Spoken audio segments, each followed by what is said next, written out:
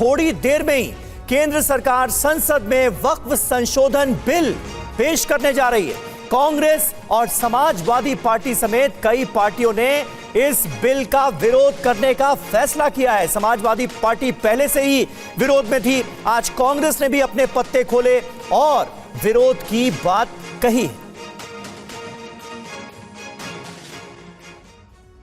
वक्फ board संशोधन bill संसद में पेश किया जा रहा है। इस बिल को लेकर देश की राजनीति में बवाल मचा हुआ है। कांग्रेस, समाजवादी पार्टी समेत कई पार्टियों ने इस बिल पर विरोध जताया। बिल पेश होने से पहले समाजवादी पार्टी के राष्ट्रीय अध्यक्ष अखिलेश यादव ने सोशल मीडिया एक्स पर सरकार पर निशाना साधते हुए लिखा कि वक्फ बोर्ड का ये सब संशोधन भी बस एक बहाना है। रक्षा, रेल, नजूल लैंड की तरह जमीन बेचना निशाना है।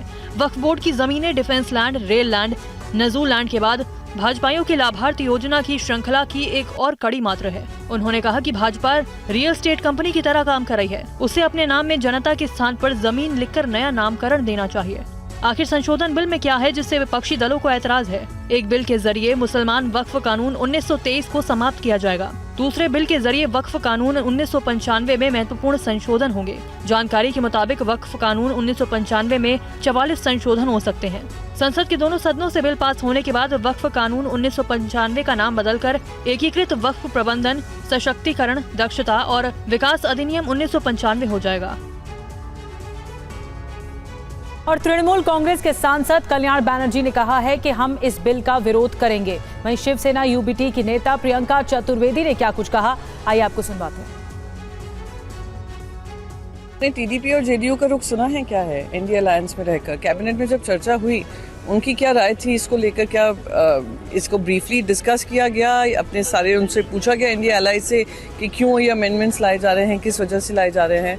तो वो पहले बताएं कि क्या क्या कारण है। जेडीयू और टीडीपी हमें थोड़ा ज्ञान दें कि क्यों वो समर्थन कर रहे हैं, कि वो मिनिमम सपोर्ट प्राइस जो उनको मिला है बजट में, उसकी वजह से वो समर्थन कर रहे हैं। तो जब वो थोड़ा क्लियर हो ना, ट्रांसपेरेंसी की जब बात करते हैं, तब हम इस पर अपनी राय देंगे। इंट्रोडक्शन भी हम लोग अपोज कर रहे हैं because it is a legislative power का, पार्लियामेंट का लेजिस्लेटिव पावर का बाहर है।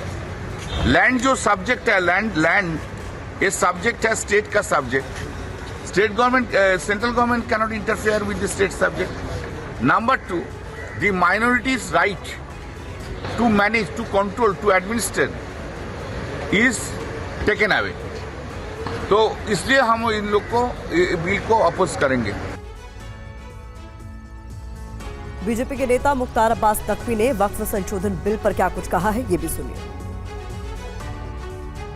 सर, आज जिस तरीके से वक्त को लेकर पार्लियामेंट में बिल पेश हो रहा है, संशोधन बिल, उस पर किस तरह क्या कहना चाहेंगे? देखिए, हितों का संरक्षण और हैरेसमेंट का समाधान, मैं मानता हूं कि समाज के हितों का संरक्षण जरूर होना चाहिए, लेकिन वक्फ व्यवस्था के नाम पर जो हैरेसमेंट है उसके समाधान की भी ज़रूरत थी।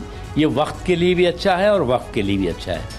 उसके अलावा जो है वो एक लॉन्ग पेंडिंग जो प्रॉब्लम थी उसका लॉजिकल सलूशन इस बिल के ज़रिए हो रहा है। और मैं मानता हूं कि इसमें डिबेट होना चाहिए, डिस्कशन होना चाहिए, डिसीजन होना चाहिए, और साथ ही साथ पार्लियामेंट में हो, पार्लियामेंट की कमेटीज़ में हो, पूरे जो इसके सारे के सारे इश्यूज़ हैं उस पर आप डिबेट करिए। लेकिन ये नहीं हो सकता कि आप इसको पेंडिंग डाल दीजिए, क्योंकि इसको लेकर के कई तरह के क्वेश्चंस खड़े हुए थे, कई तरह के अविश्वास के माहौल खड़े हुए थे, कई तरह के जो है कन्फ्यूज़न एंड कन्फ्लिक्ट होते थे। तो उन सबका जो है करेक्ट करने का एक वक्त है, सही वक्त है।